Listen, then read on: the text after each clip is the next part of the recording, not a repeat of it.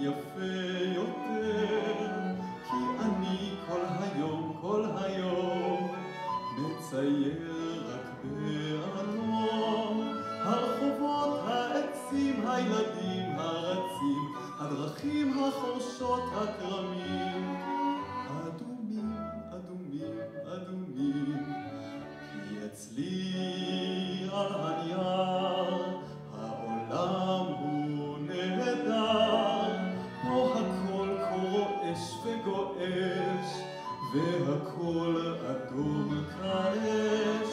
יערות, אגמים ופילים אדומים, ופניה של רות המורה, שלקח אדומות הן נורא.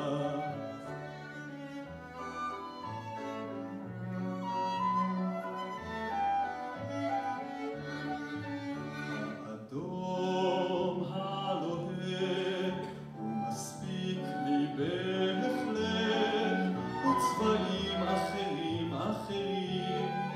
הם פשוט מיותרים. ילדים אדומים על סוסים אדומים, דוהרים בין הרים ויום